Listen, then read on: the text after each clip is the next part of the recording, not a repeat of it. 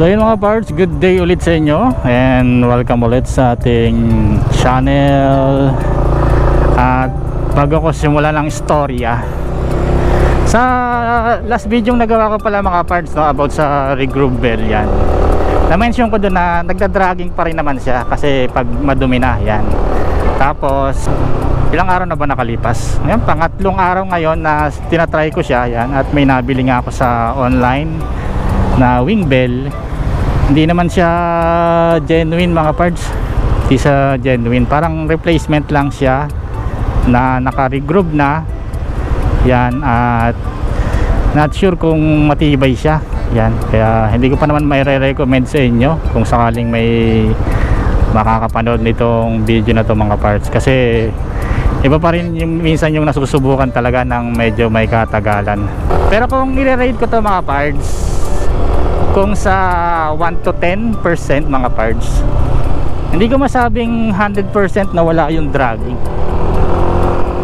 yung totaling zero talaga mga parts from low RPM. Kasi usually naman talaga mga parts, ang dragging na ramdaman natin yan sa low RPM hanggat hindi kumakagat yung lining natin sa clutch bell.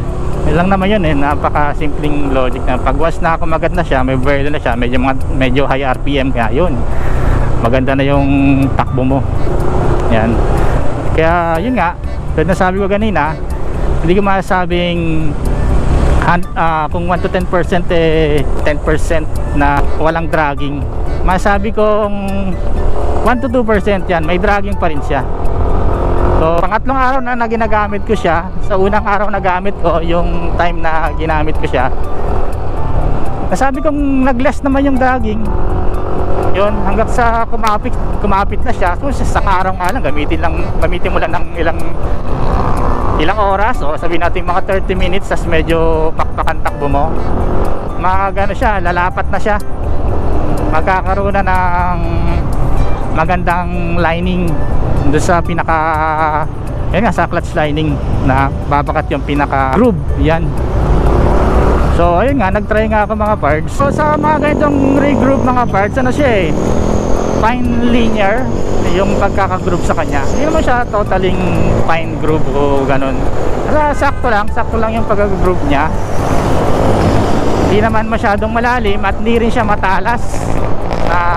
Kasi pag masyadong matalas yung pagkaka-groove sa clutch bell, malaking chance na madaling maupod or mag-crack or mabiyak yung pinaka clutch lining yan. Tapos ang napansin ko, kasi bago naman kasi ako bumili talaga ng mga ganyan, sabihin natin mga aftermarket naka-groove na, sinesearch ko muna kung ano yung magandang klaseng pagkaka-groove. Tapos yung klase ng lining, kung bagay ba siya, kung compatible ba siya sa stock na lining yan.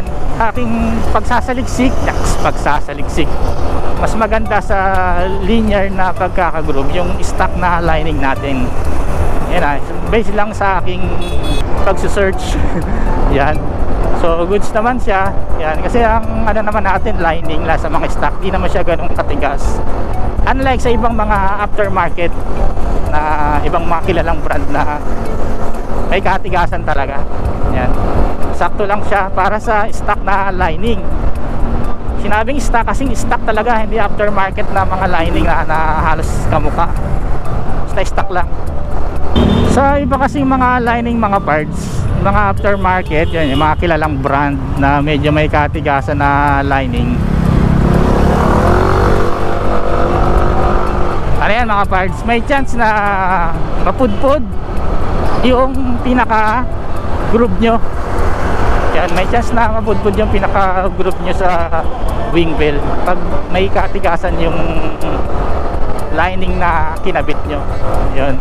Yung iba mga parts ang ginagawa para siguro maging totaling walang dragging mga parts, nagpapalit sila ng clutch spring para may buwelo yan. Yung ginagawa nila para may buwelo. Sabihin natin stock natin, yung gamit ko stock 800 RPM yan. Iba ginagawa nilang 1,000, pero sa akin 800 RPM lang naman ang ano ko dito, ang nakakabit na clutch spring.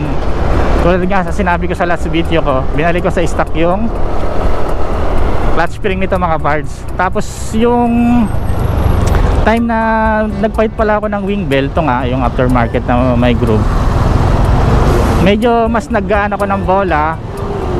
Yan, nagbawas ako ng 3 grams. Yan, kasi doon ko na lang kukunin yung kunting buwelo, kumbaga kunting RPM.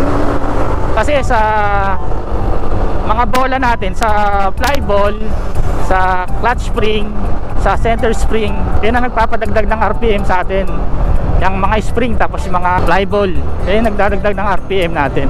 Siyempre may kanya-kanya naman din silang function mga parts, no? Sa bola, yun ang tumutulak sa atin pulley para mapagdikit siya. Yun, ang clutch spring naman natin, siya yung nagdidikta ng pag-arangkada natin, kung ilang RPM sa arangkada, ganun mga parts. Same din sa center spring, siya rin yung nagdidikta kung kailan bubuka.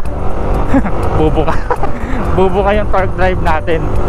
Yan, kung ilang RPM, sabi natin 1000 RPM, saka pa lang bubuka yung torque drive.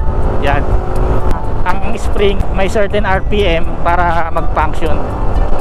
Ito nga nag-try tayo ng regroove bell na aftermarket na replacement lang, hindi naman sa genuine. Masabi kong nag-less, pero hindi ko masabing totally walang dragging. Excuse me po. Yan lang, nag-less. Saka maganda rin ng pag umarangkada siya, kumakapit talaga siya. Pero sa low RPM, depende sa scenario. Pag galing akong hinto, tapos accelerate ko ng mababang RPM, may dragging pa rin siya.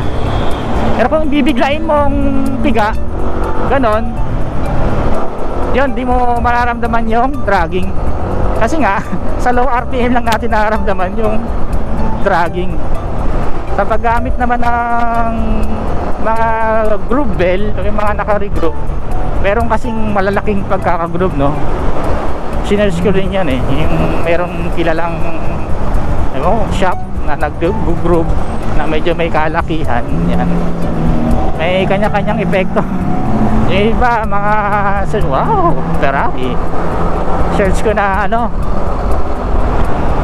madalis daw makapudpud ng lining. So dun tayo sa pinaka safe na naobserbahan ko, yung na-search ko nga na sa pinaka fine linear lang tayo na pagkakagroup, pinaka safe.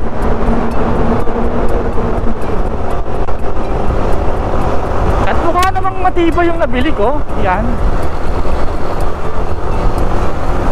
sana tumagal siya.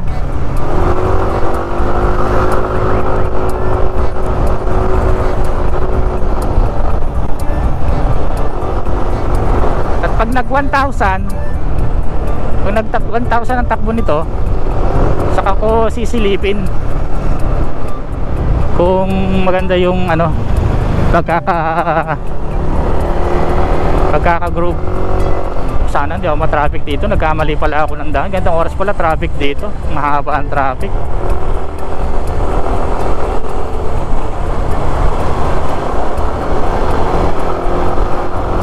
Maganda naman siyang gamitin yan.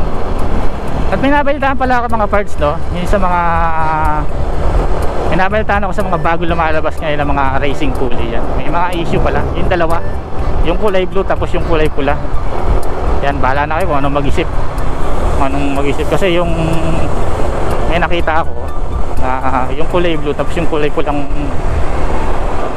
racing pulley, may issue mga parts. Yung kala mo nagtutunog Jolene, yung pala nagtatama yung backplate saka yung pinaka wall ng ramp ng flyball.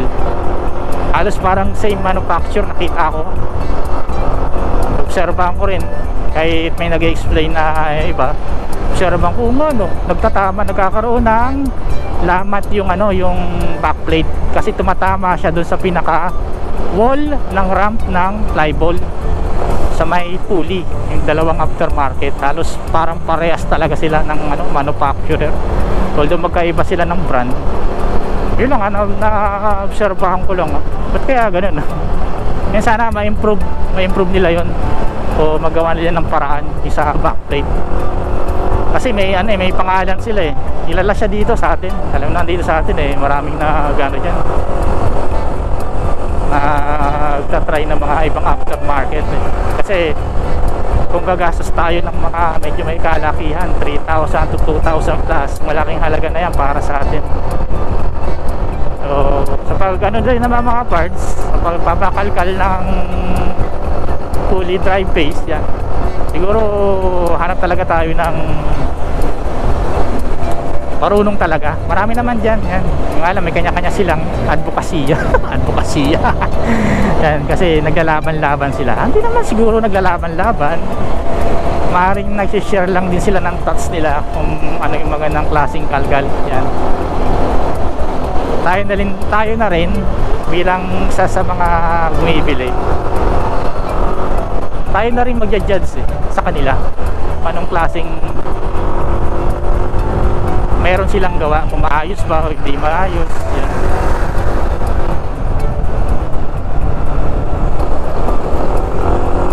Ganun talaga. Negosyo is business. Ngayon lang ulit ako nakadaan dito ng gantong oras, 9:30. Oh.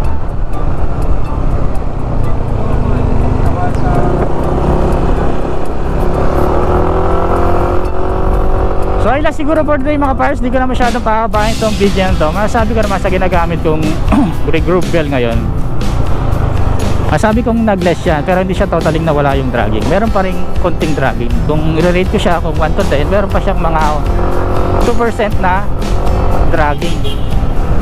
So ay lang siguro for today mga pards. Salamat.